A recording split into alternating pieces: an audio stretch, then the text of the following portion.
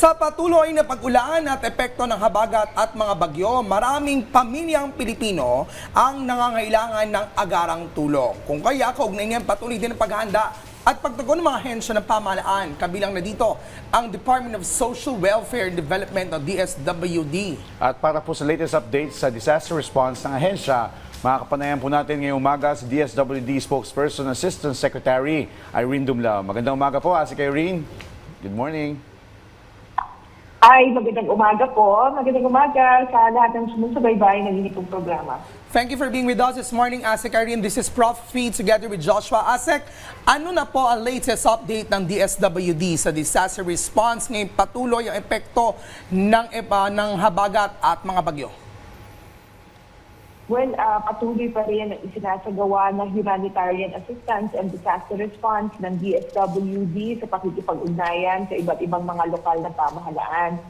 As of 6 a.m. this morning, ang total cost of humanitarian assistance provided by the DSWD ay umabot na po ng mahigit 224 million pesos. At yan po ay binubuo ng mga family food packs. We have released more than 292,000 family food packs. At yun din po ng mahigit 11,000 na mga ready-to-eat food boxes and mga non-food items, and of course yung pong financial assistance na umabot na ng mahigit 1 milyong piso. And of course, kung mapapansin niyo po, lumaki na yung bilang ng ating pong cost of humanitarian assistance compared to what was shared yesterday, sapagkat kahapon naipahatid po natin yung mga request ng mga local government units, especially doon po sa Bulacan at sa Cavite. Okay. Asik, si Joshua po ito. Kumustahin din namin yung kalagayan ng mga pamilya na apektuhan ng bagyo at yung kasalukuyan pong mga nasa evacuation center sa ating pong datos, nasa ilan na po ang mga ito? Well, as of 6 a.m. this morning, nasa mahigit 900 na mga evacuation centers ang activated, na kung saan nga po mahigit 27,000 na pamilya o ang katumbas po niyan ay mahigit 95,000 na katao ang pansamantala ay nanunuluyan dyan sa mga evacuation centers. Ito po ay matatagpuan dito sa NCR, sa Region SCAR, 1, 3, 4A, 4B, gayon din sa 6 at sa 9. Kasi ito pong ulat po na ito ay na-consolidate natin mula pa nung naapektuhan tayo ng Bagyong Luis, then Bagyong Maymay, and then ito nga pong southwest monsoon. Okay, right now we're seeing some of the pictures na kung saan ay patuloy ang pagbibigay natin ng relief assistances, gaya ng mga ready-to-eat food boxes, ng mga family food packs. Sec, we want to know ano-ano pa ang mga tulong at relief assistance na pinagkakaloob ng iyong ahensya sa mga apektadong pamilya? Yes, tama po yan. Nagpapatuloy pa rin yung pamamahagi ng tulong ng DSWD sa mga local government units para agaran na matugunan yung pangangailangan ng kanila pong mga nasasakupan. And magpapatuloy pa din po iyan ngayong araw. In fact, iikot pa rin po tayo para makita natin yung sitwasyon ng ating mga kababayan at matiyak din yung na ma-address yung kanila pong mga pangangailangan. Alright, and kumpirmahin din namin, Asik, may cash assistance din po, tama po, para sa mga pamilyang matinding na apektuhan ng bagyo. At sino-sino po yung mga maaari makatanggap dito at paano po sila makakapag-apply kung sakasakali? Well, Joshua, dahil nga nagpapatuloy yung ating humanitarian assistance, nakita naman natin marami sa mga internally displaced persons, affected families, ay meron pong mga kaanak na, well, bagamat nakakalungkot, na pumusay, namatay dahil nga sa mga landslides. So sa mga ganyan pong pagkakataon, nagpo-provide tayo rin ng financial assistance para sa pangangailangan sa pagpapa-hospital at pagpapalibing ng kanila pong mga kaanak. That's why we provide financial assistance under the Assistance to Individuals in Crisis Situation. But more than that, ay yung provision ng psychosocial support. Kasi hindi madali yung pinagdadaanan nila sa kasalukuyan at talaga namang in crisis situation. So we make sure that we're in every step of their eventual recovery. So So ngayon po, nandyan po kami, nakaalalay, nakagabay, kumakausap po sa kanila, nagka-counsel, nagto-trauma debriefing, and at tinitiyak natin na anuman pong mga karagdagang pang intervention ay naipapakatid natin sa kanila agaran. Kasi ito po yung utos ng Pangulong Marcos Jr. sa DSWD. Dapat mabilis, kaagap, at sapat yung tulong na naipapaabot natin sa kanila.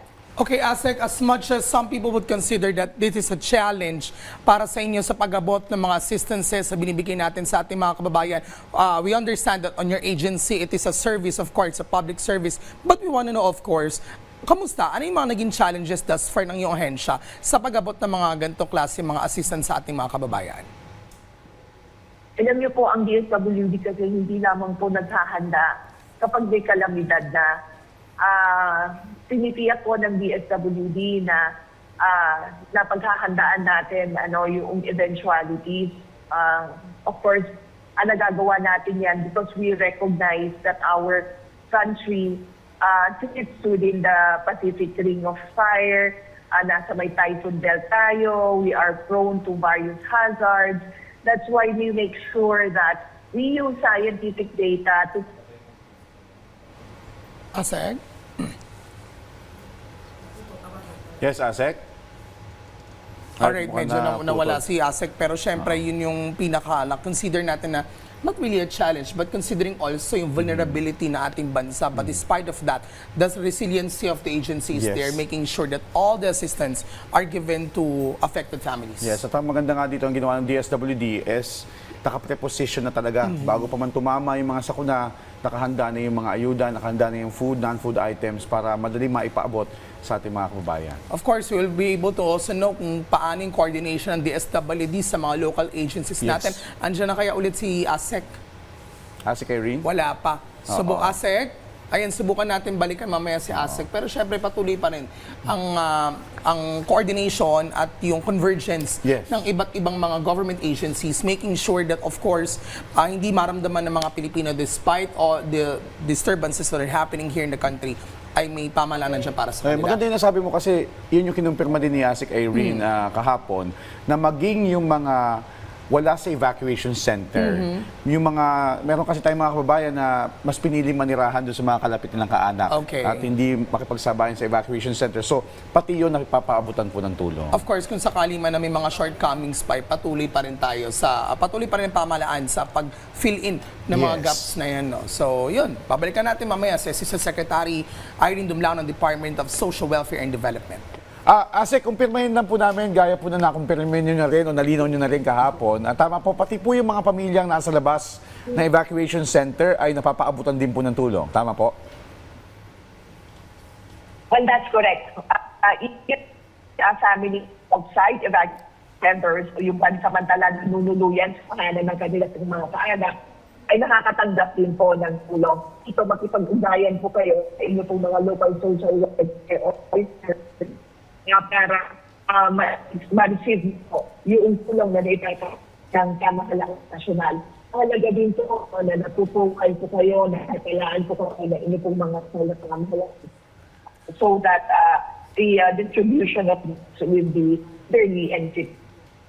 Okay. Alright, Asek, we want to know if there are any complaints mula sa mga kababayan natin that whenever binababa natin yung tulong sa mga LGUs ay kailan nababawasan or iba daw yung nagiging naabot na klase ng food packs or ready-to-eat boxes sa kanila. May mga ganun po bang complaints, Asek? And what could be the interventions in case this would happen? Asek? Okay. Correct. Medyo nawala, nagpuputol-putol yung linya, nabubutol. Kasi I believe on the move si Asik bumabiyahe ito doon sa ating mga lugar na naapektuhan ng bagyo. Pero yun nga, tama yung nasabi mo, meron tayong mga ilang mga kababayan na hindi maiwasan na makatanggap o ng mga food packs or relief goods na medyo nababawasan ng mga LGU. Nako, if that could happen, of course, Yes, talagang may liability dyan ng LGU at hindi dapat palalampasin yan kasi higit sa lahat, dapat maibigay ang tama at sapat na tulong sa ating mga kababayan. Well, On that note, maraming salamat Assistant Secretary Irene Dumlao, ang tagapagsalita po mula sa DSWD. Mag-iingat po kayo.